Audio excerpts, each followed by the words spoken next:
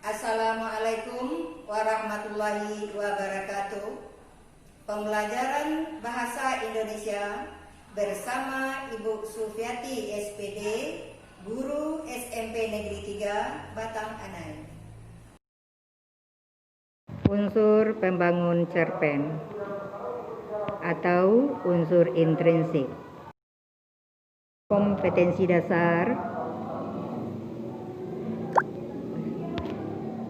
mengidentifikasi unsur pembangun karya sastra dalam teks cerita pendek yang dibaca atau didengar. Tujuan pembelajaran mampu menjelaskan pengertian teks cerpen, mampu memahami unsur pembangun karya sastra atau cerpen. Yang akan dibahas itu tokoh, alur, dan karakter.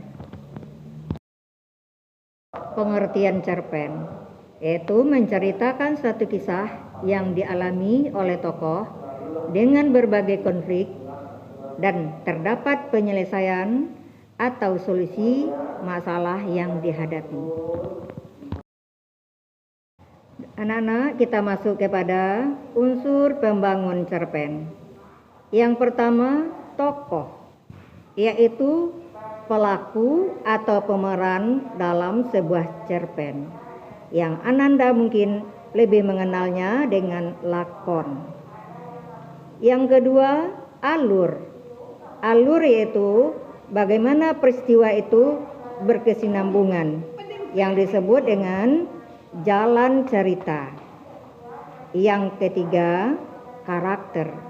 Karakter adalah sifat dari tokoh itu sendiri.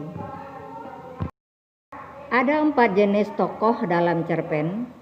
Yang pertama, tokoh protagonis, yaitu tokoh yang menjadi aktor utama dan memiliki sifat yang baik. Ini mungkin kamu mengenalnya dengan lakon tadi. Yang kedua adalah tokoh antagonis. Tokoh antagonis adalah tokoh yang menjadi aktor utama juga, tapi dia memiliki sifat negatif. Yang ketiga, tokoh tritagonis, yaitu tokoh penengah atau tokoh yang bijaksana. Yang keempat, yaitu figuran, yaitu tokoh pendukung dalam sebuah cerpen. Mari kita masuk kepada alur atau plot. Alur atau plot adalah urutan cerita dalam cerpen dengan menggunakan tahapan-tahapan yang disampaikan oleh penulis.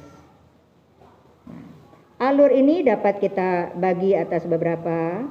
Yang pertama, alur maju, yaitu jalan cerita yang runtut sesuai dengan tahapan-tahapannya. Contoh, ada sebuah cerpen yang menceritakan tentang mulainya dari 2 orang remaja bertemu, kemudian dia mungkin bersahabat, setelah bersahabat mungkin dia menikah, dan nanti dia bahagia nantinya setelah dia menikah. Berikut alur mundur. Alur mundur adalah jalan ceritanya ditulis tidak runtut atau tidak berurutan. Contoh bisa saja yang terakhir kemudian baru kita lihat ke belakang. Dalam film misalnya Ridho Ilahi, itu ada sesosok mayat yang berada di tengah rumah terbujur kaku, tapi mungkin ketika itu banyak pelayat yang melihatnya. Ada belatung yang besar-besar di seluruh tubuhnya. Nah, di sini kita akan berpikir apa sebetulnya yang telah dibuat oleh si mayat ini? Apa yang sebenarnya sesungguhnya kehidupannya? Mari kita lihat ceritanya di awal-awal kehidupannya. Itulah yang contohnya tentang alur mundur. Kemudian kita masuk kepada karakter atau penokohan. Penokohan atau karakter itu adalah penentu watak atau sifat tokoh. Mungkin tokoh tersebut memiliki sifat baik, pemarah, sombong, dan lain-lain. Nah, demikianlah materi kita pada hari ini. Yang Ibu harapkan di sini untuk karakter kamu di sini di sekolah ini haruslah memiliki karakter yang baik. Jangan pernah pemarah, jangan pernah pula sombong karena kita memiliki teman yang baik-baik di sini.